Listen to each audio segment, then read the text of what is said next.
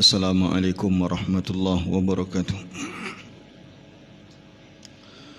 Alhamdulillahi rabbil alamin. Wassalatu wassalamu ala asyrafil anbiya'i wal mursalin Sayyiduna wa maulana Muhammadin wa ala alihi wa sahbihi ajma'in. Rabbi syrah lana sudurana wa yassir lana umurana wa ghafir lana zunubana, amin ya rabbal alamin. Kita lanjutkan kembali membaca kitab Syarah Hadis Qudsi yang disusun oleh Syekh Muhammad Mitwalli Sya'rawi, ulama besar di Mesir yang terkenal dengan kemampuannya, kemahirannya dalam berdakwah, menafsirkan Al-Quran, dan banyak ceramah-ceramah Syekh Muhammad Mitwalli Sya'rawi ini mensyarahkan hadis-hadis qudsi yang kemudian disusunlah di dalam satu kitab yang kita baca ini. Kita akan mengambil hadisnya saja. Dalam sebuah hadis yang bisa kita dapatkan di dalam kitab Musnad Imam Ahmad dan juga di dalam kitab yang disusun oleh Ibnu Hajar Haytami, Allah Subhanahu wa taala mengatakan dalam sebuah hadis qudsi, kata Allah, inna anzalnal mala liiqamis salati wa ita'iz zakati. Sesungguhnya kami, kata Allah, memberikan harta. Harta ini bukan hanya uang ya, tapi segala hal yang menjadi kekayaan itu kategorinya adalah harta. Bukan harta yang dimaksud hanyalah uang yang kita jadikan sebagai alat tukar saja, tapi secara umum, kata Allah, kami, kata Allah, turunkan harta.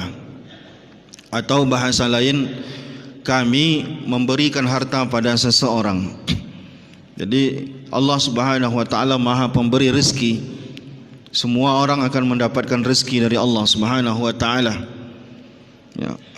Semua orang mendapatkan kasih dan sayang Allah. Baik dia kafir sekalipun, dia akan mendapatkan kasih dan sayang kasih Allah Subhanahu wa taala, sehingga dia juga bisa memiliki harta ya, meskipun dia tak beriman dengan Allah Subhanahu wa taala. Lalu kata Allah, tentu saja seruan ini adalah untuk orang beriman. Hadis ini penting untuk kita pahami, biar kita paham kira-kira yang Allah titipkan kepada kita itu sebenarnya gunanya untuk apa, yang Allah mau itu apa. Sehingga nanti di antara kita ada yang banyak hartanya, ada yang sedikit hartanya. Terserah sedikit ataupun banyak yang Allah berikan kepada kita, tapi dalam keyakinan kita, rezeki itu hak Allah Subhanahu wa taala. Memberikan kepada hambanya tertentu banyak, ada juga orang yang diberi sedikit. Nah sekarang yang jadi pertanyaan besar bagi kita adalah sebenarnya, apakah harta yang Allah beri itu memang untuk kita habiskan, untuk kita poya-poya, untuk kita bisa gunakan untuk beli sesuatu dan segala macam? Yang Allah inginkan apa? Kan begitu pertanyaannya. Sehingga nanti dalam membelanjanya pun kita paham sebenarnya ini mau dibelanjakan apa nih uang ini. Karena Allah tidak pernah mengekang kita untuk menjadi miskin. Kita juga boleh menjadi orang kaya. Sahabat-sahabat Rasulullah sekelas Abdurrahman bin Auf, sekelas Utsman bin Affan, banyak sahabat-sahabat itu memang dikenal kaya, Sa'ad bin dan lain-lain. Hanya saja pertanyaannya adalah, benar enggak kemana alokasi belanja kita? Udah sesuai belum tujuan Allah ngasih uang itu dengan pembelanjaannya? Akan begitu. Kata Allah, inna anzalnal mala liiqamis salah. Nah, ini menarik ini. Kata Allah, kami turunkan uang, kata Allah, kami turunkan harta, apapun bentuknya, apakah rumah, apakah tanah, apakah apapun itu bentuknya, liiqamis salah, agar itu digunakan untuk mendirikan solat. Gimana uang untuk mendirikan solat? Apa hubungannya, kan begitu? Wa ita'iz zakat, agar kalian bisa bayar zakat. Uang dikasih sama Allah, kata Allah, bukan untuk makan malah. Kata Allah, ini gunakan untuk solat, gunakan untuk zakat. Diwakililah kalimat solat dan kalimat zakat di sini. Namun secara umum sebenarnya yang Allah inginkan apa dari kalimat ini? Kan begitu.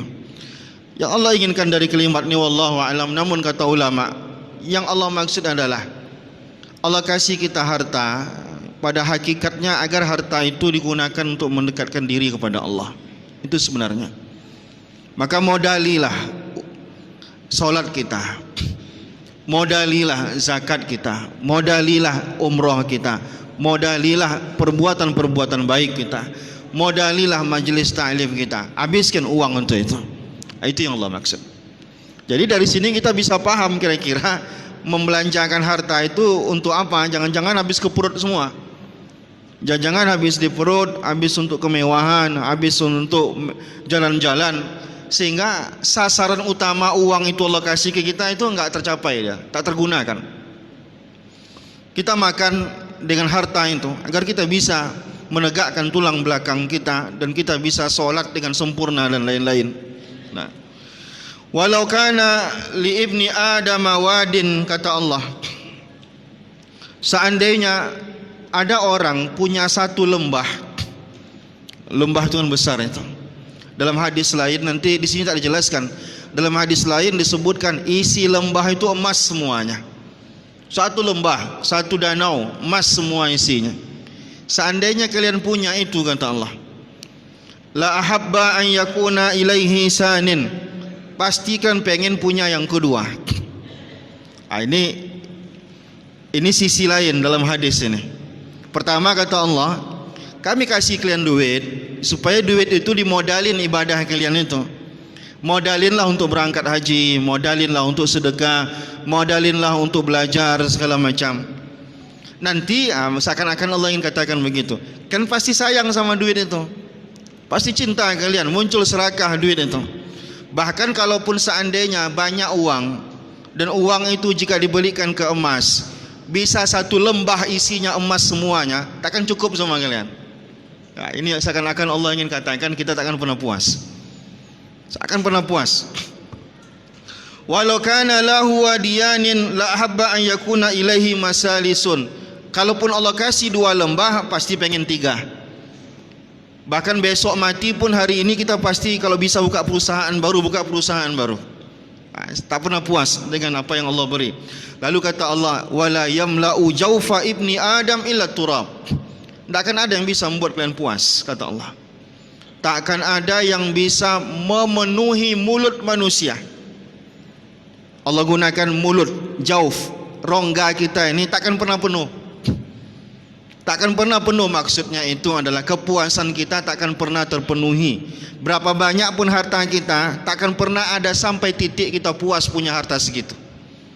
Lalu kata Allah, illa turab, cuma satu yang bisa membuat mulut kalian terpenuh, kata Allah, yaitu tanah. Maksudnya apa? Cuma mati yang akan menghentikan kalian serakah cari duit. Bahkan kita ini umur 70, 80, selagi masih buka perusahaan baru agar bisa menghasilkan uang banyak, padahal uang kita udah banyak, besok bisa jadi kita mati. Tak pernah puas kita akan buka lagi, ada penghasilan baru, buka ini, tak tahu capek, tak tahu mana ibadah. Cuma satu, kata Allah, yang bisa menghentikan kalian. Yang satunya bisa menghentikan, kata Allah, adalah turab. Masuklah yang kubur, baru terhenti sifat keserakahan.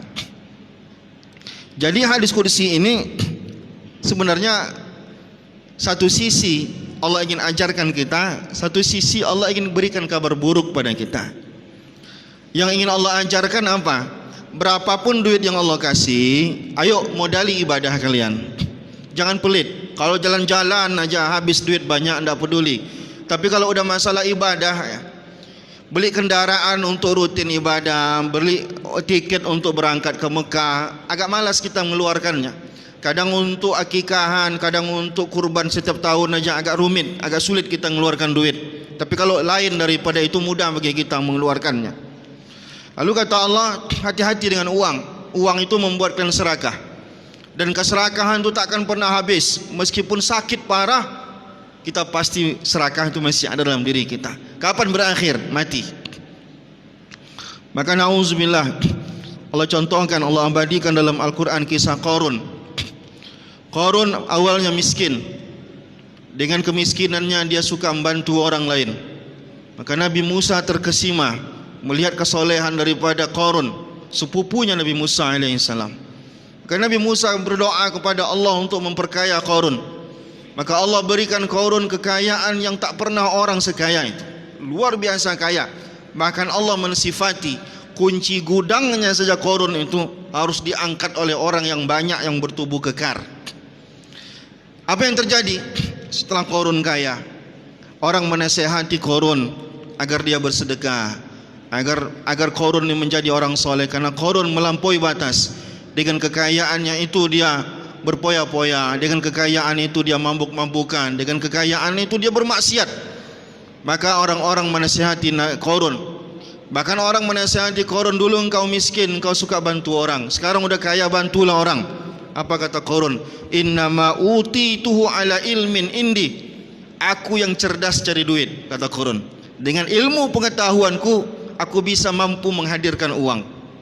Qarun lupa ada doa Nabi Musa alaihissalam di situ. Maka Allah murka kepada Qarun.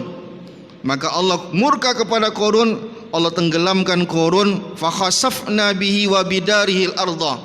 Kami tenggelamkan Qarun dan harta-hartanya kami tenggelamkan dalam tanah. Habislah kisah Qarun. Yang ada adalah celaan sampai hari kiamat. Ketika orang bercerita tentang Qarun, maka orang akan cerita tentang keserakahan.